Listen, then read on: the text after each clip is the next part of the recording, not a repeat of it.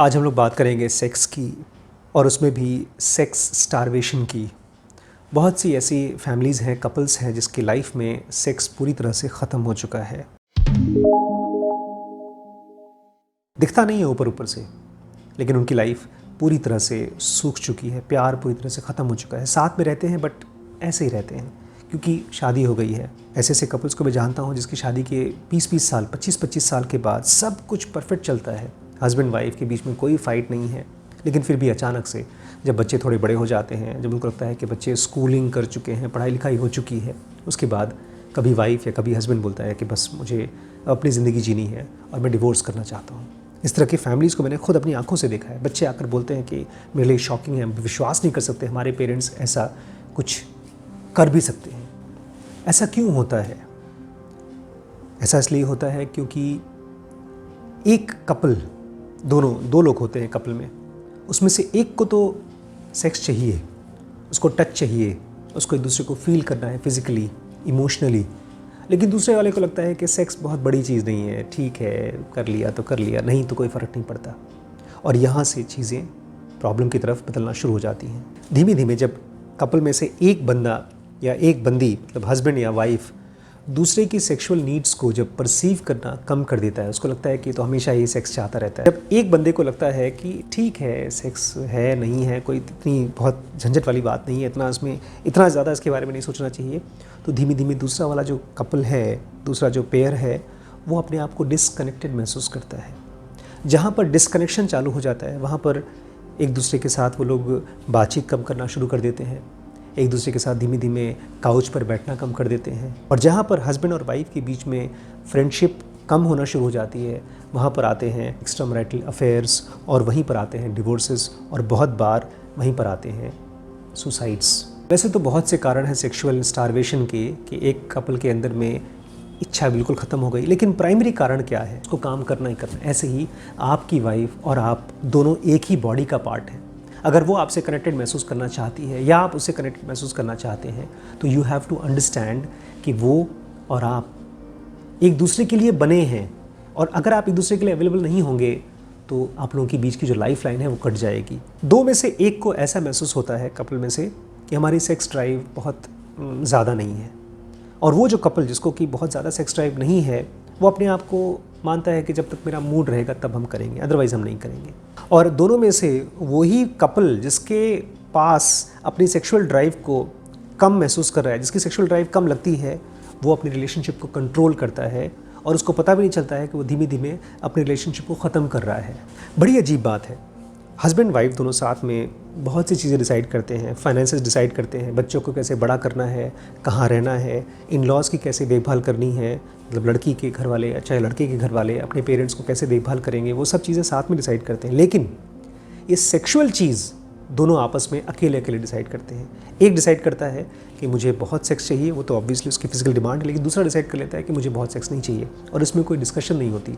और फिर ये भी उम्मीद करते हैं दोनों कपल कि हम मोनोगैमस रहें, हमारा कहीं और रिलेशनशिप ना हो। थोड़ा सोचिए, दो लोगों में से, हस्बैंड और वाइफ में से एक को बहुत स्ट्रॉन्ग क्रेविंग है फिजिकल कनेक्शन की, बिकॉज सेक्स क्या है, एक तरह का फिजिकल कनेक्शन है, और दूसरे को बिल्कुल क्रेविंग नहीं है, तो ये कहीं ना कहीं तो जाएगा अपने आप को फुलफिल करने के लिए। तो उसमें जिम्मेदारी इसकी तो है ही, लेकिन इसकी भी है जिसके अंदर में क्रेविंग नहीं आ रही है। एक कपल आया था मेरे पास बहुत टाइम पहले, दोनों आराम से मेरे पास बैठे हुए थे, बातचीत कर रहे थे। 15 साल से हस्बैंड ने कभी कोई कंप्लेन नहीं किया, शांत रहता था। मैंने उसको पूछा, बात की, मैंने पूछा कुछ तो कहना चाहोगे अपने रिलेशनशिप के बारे में? उसने कहा हाँ, मेरे और मेरी वाइफ के बीच में एक हफ्ते में एक ही दिन आता है, 2 घंटे का पीरियड, किसी ख़ास सैटरडे या संडे को। उसी टाइम मेरी बीवी मेरे साथ सेक्स करती है, और उसके अलावा मैं उसको डिस्टर्ब नहीं कर सकता, उसने मना कर रखा है मुझे। हंसने लगी उसकी बीवी। मैंने उस लड़के हस्बैंड की तरफ देखा तो वो नहीं हंस रहा था, वो बहुत सीरियस था।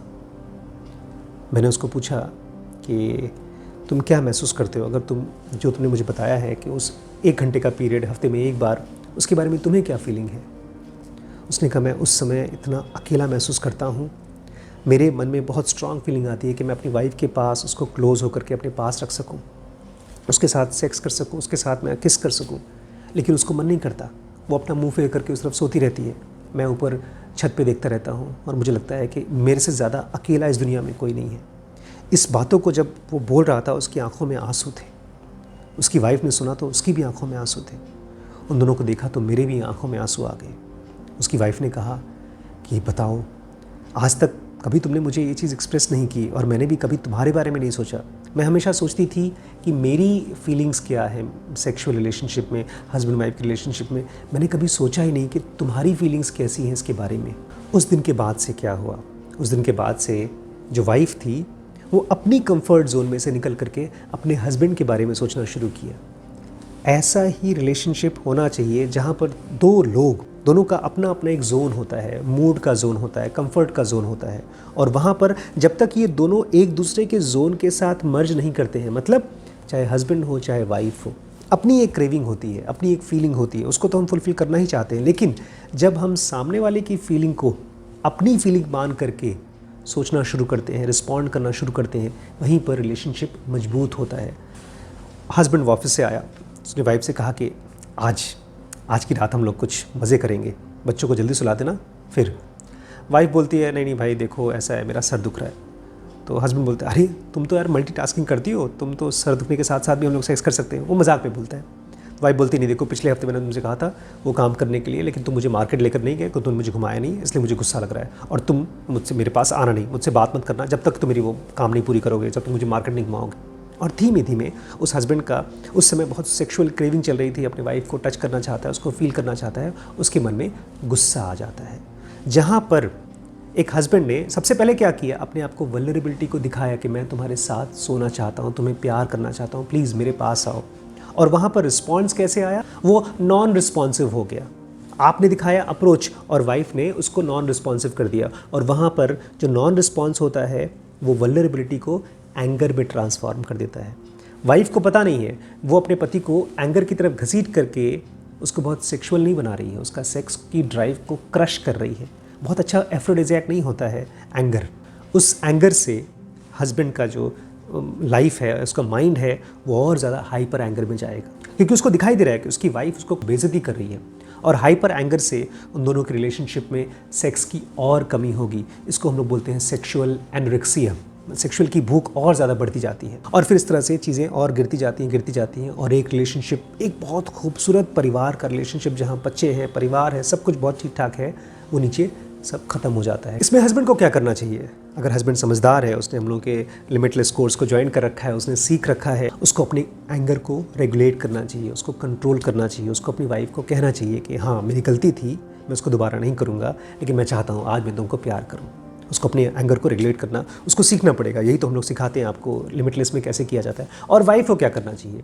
वाइफ को समझना चाहिए कि इस समय मेरा हस्बैंड एक वल्नरेबल पोजीशन में है, उसको जैसे भूख लगती है तो खाना देती है, ऐसे ही उस समय उसको सेक्स की, प्यार की, कनेक्शन की, फीलिंग की भूख है। क्यों करे ऐसा वाइफ? अगर वाइफ को लगता है कि भाई मैं क्यों करूं, मेरी भी तो नीड है, मेरी बॉडी है, मैं देना चाहती हूं तो दूं, नहीं तो नहीं दूं। इसके दो वजह हैं। एक तो ये कि जब वो अपने हस्बैंड को अपना शरीर देगी, अपना सेक्स देगी, तो हस्बैंड खुश रहेगा, उसको खुश हो जाएगा, वो अच्छी तरीके से बिहेव करेगा। और दूसरा, वो ग्रेटफुल होगा, वो आपके प्रति और अट्रैक्टेड होगा, वो कहीं और नहीं जाएगा। और तीसरी बात, बड़ी इंपॉर्टेंट बात है, बहुत बार ऐसे कपल्स मुझसे मिले हैं जो बोलते थे कि हमको सेक्स करने का बहुत मन नहीं कर रहा था, लेकिन मेरे हस्बैंड ने या मेरी वाइफ ने मुझे थोड़ा सा पुश किया, थोड़ा सा बुलाया, उसके बाद हमने सेक्स किया, और सेक्स करने के बाद हम लोग ने बहुत अच्छे से, खुशी से, बहुत गहरी बातें की, बहुत कंटेंटमेंट था हम लोगों के बीच में, इतनी गहरा कनेक्शन था। फिजिकल कनेक्शन तो था ही, लेकिन उसकी वजह से हम लोग की बातचीत भी बहुत स्ट्रांग हुई। इसलिए भी सेक्स करिए, बिकॉज रिलेशनशिप में सेक्स एक बहुत स्ट्रांग बॉन्डिंग इंस्ट्रूमेंट है। हम लोग को महसूस नहीं होता, हमको लगता है कि सेक्स केवल फिजिकल एक्टिविटी है, क्योंकि हमने इसको बाहर की तरफ देखा है। लेकिन जब हस्बैंड वाइफ एक दूसरे की केयर करते हैं और वो सेक्स में जाते हैं एक दूसरे के लिए, अपने लिए नहीं, दूसरे के लिए, उस समय वो दोनों और स्ट्रांगली बॉन्ड हो जाते हैं। एक बहुत फेमस साइकोलॉजिस्ट हैं, सेक्सुअल थेरेपिस्ट थी, रोजमेरी बेसन। वो सेक्स की 4 स्टेजेस बताती हैं। सबसे पहला स्टेज होता है डिज़ायर। आप मान लीजिए किताब पढ़ रहे हैं, आप कहीं वॉक कर रहे हैं, आप कुछ किचन में काम कर रहे हैं, और अचानक से बहुत स्ट्रॉन्ग लस्टी डिज़ायर्स आपके मन में आए कि मुझे सेक्स करना है। आप जाते हैं अपनी वाइफ के पास और अपनी वाइफ को आप बोलते हैं कि मुझे सेक्स करना है। तो आप जब किसी को बोलते हैं और वो सुनता है, तो उसके मन में जो चीज़ें होती हैं उसको बोलते हैं अराउजल। वो अब फिजिकल बॉडी, पहले डिज़ायर दिमाग में थी, अराउजल फिजिकल बॉडी में होती है। एराउजल आने के बाद दोनों एक दूसरे के साथ मिलते हैं और जो थर्ड स्टेज होता है उसको बोलते हैं ऑर्गेज़म। आप सब जानते हैं ऑर्गेज़म क्या है, एक पीक एक्सपीरियंस जो सेक्स का सबसे अच्छा एक्सपीरियंस माना जाता है। लास्ट स्टेज होता है रेजोल्यूशन, जिसमें कि दोनों अपने अपने बॉडी में वापस आते हैं और एक दूसरे के साथ प्यार से बातें करते हैं। बहुत से कपल्स में ये होता है कि जो अराउजल का जो फेज़ है, जो सेकेंड फेज़ है, वो एक्चुअली फर्स्ट फेज़ हो जाता है। मतलब क्या है, मान लीजिए आप अपने बारे में सोचते हैं कि हमको बहुत सेक्स की इच्छा नहीं होती है, तो वो असल में आपके अंदर में इच्छा नहीं होती, ऐसा नहीं है। आपकी अराउजल आने के बाद फिर आपकी इच्छा ट्रिगर होती है। तो ये होने की वजह से ही बहुत से कपल को पता नहीं चलता है कि उनको ट्रिगरिंग की ज़रूरत है। हस्बैंड और वाइफ एक दूसरे को ट्रिगर करते हैं रिलेशनशिप में और गहरे जाने के लिए। जैसे मैंने आपसे पहले भी शेयर किया है, बहुत बड़े बड़े रिसर्चेस हुए हैं, उन्होंने ये बताया है कि इंसान की खाने की जितनी ज़्यादा ज़रूरत है, नीड है ज़िंदा रहने के लिए, छत की जितनी ज़्यादा ज़रूरत है, उतनी ही स्ट्रॉन्ग ज़रूरत है आदमी को कनेक्टेड रहने की, और सबसे स्ट्रांगली कनेक्टेड अपनी वाइफ से रहने के लिए। जब आप अपनी वाइफ को या वाइफ अपने हस्बैंड को मना करती है, किसी भी वजह से मना करती है, पता है क्या महसूस होता है? रिसर्च के ज़रिए पता चला है, फंक्शनल MRI के ज़रिए पता चला है, एक तरह का स्कैन होता है, ब्रेन स्कैन किया जाता है एक्टिविटी करते करते। उसमें जब हम कुछ कर रहे हैं उस समय मेरे ब्रेन का कौन सा एरिया इग्नाइट करता है, एक्टिव होता है, उसको देखा जाता है। फंक्शनल MRI में देखा गया है, जिस समय एक आदमी को रिजेक्ट कर दिया जाता है या उसका अफेयर ख़त्म हो जाता है, उस समय ब्रेन का जो हिस्सा एक्टिव होता है वो वही हिस्सा है जो पेन के दौरान होता है। ये बहुत स्पेसिफिक चीज़ है। आप दुखी हैं गुस्से की वजह से नहीं, बट सबसे स्ट्रॉन्गेस्ट नेगेटिव फोर्स जो एक आदमी के लिए हो सकता है ब्रेन में, वो होता है डिस्कनेक्ट या रिजेक्शन। तो जब आप अपने वाइफ को या हस्बैंड को रिजेक्ट कर रहे हैं तो आप ये समझ लीजिए उसको आप फिज़िकली टॉर्चर कर रहे हैं। इसलिए अगर आपकी वाइफ या आपका हस्बैंड आपसे कभी भी इंटीमेसी चाहता है, फ्रेंडशिप चाहता है, वो कहता है कि मोबाइल फ़ोन अभी कुछ देर के लिए बंद कर दो, हम लोग बात करना चाहते हैं, या चलो हम लोग थोड़ा देर वॉक करके आते हैं, या कहती हैं वाइफ या हस्बैंड कि चलो थोड़ा सनसेट देख के आते हैं, खूबसूरत सा सनसेट है, तो वो समझ लीजिए कि वो बॉन्डिंग का मोमेंट है। उसको चूकिए मत। अगर आपने उसको छोड़ दिया तो धीमे धीमे आप और वो दोनों दूर दूर हो जाएंगे, अलग अलग हो जाएंगे। कभी भी ये मत सोचिएगा कि अपनी वाइफ या अपने हस्बैंड के लिए हम लोग बहुत बिज़ी हैं। कभी भी अगर आपने ये सोच लिया कि मैं किसी काम में, किसी बिज़नेस में, किसी और एक्टिविटी में बहुत बिज़ी हूँ, तो आप अपनी लाइफ का जो सबसे इम्पॉर्टेंट चीज़ है उसको छोड़ रहे हैं। जैसे हार्ट है, हार्ट कभी नहीं कहता कि मैं बिज़ी हूँ। लास्ट में 3 बातें मैं आपको समझाना चाहता हूँ सेक्स की स्टारवेशन की। अगर आपकी फैमिली की प्रॉब्लम की लाइफ है, आपके हस्बैंड आपकी वाइफ के बीच में, तो 3 चीज़ें आप समझ लीजिए। सबसे पहली चीज़ कि एक हस्बैंड और एक वाइफ के अलग अलग तरीके होते हैं ट्रिगर करने के। तो खेलिए एक दूसरे के साथ, पता नहीं कब कौन सी बात से एक दूसरे के अंदर में इंटीमेसी आ जाए, और कोशिश करिए कि सामने वाले के तरीके को आप समझें, तभी आप सेक्सुअल स्टारवेशन को ख़त्म कर सकते हैं अपनी मैरिड लाइफ में से। दूसरी बात, सेक्स केवल एक भद्दा सा एक्टिविटी नहीं है जो आपको करना पड़ता है, मजबूरी में करना पड़ता है ना। सेक्स एक ऐसी एक्टिविटी है जो आपको आपकी वाइफ के साथ और स्ट्रांगली बॉन्ड करती है। तीसरी बात, चाहे आप मेरी इस बातों को अग्री करें, चाहे डिसएग्री करें, चाहे समझें चाहे ना समझें, ये बहुत ज़रूरी है आपकी फैमिली लाइफ को खूबसूरत बनाने के लिए। मैं बहुत से कपल्स को जानता हूँ जो शॉक्ड हो जाते हैं, अचानक से उनकी वाइफ या उनके हस्बैंड अपने आप को ख़त्म कर देते हैं या डिवोर्स कर देते हैं। आप भी जानते होंगे किसी न किसी को। अगर उसको ख़त्म करना है तो सेक्स को अपनी फैमिली के एक बहुत ही खूबसूरत बॉन्डिंग की तरह यूज़ करिए। इसी चीज़ को हम लोग आपको बहुत गहरे में समझाते हैं रिलेशनशिप के हमारे लिमिटलेस कोर्स में। ये नंबर है, इसके ज़रिए आप उस कोर्स को ज्वाइन कर सकते हैं।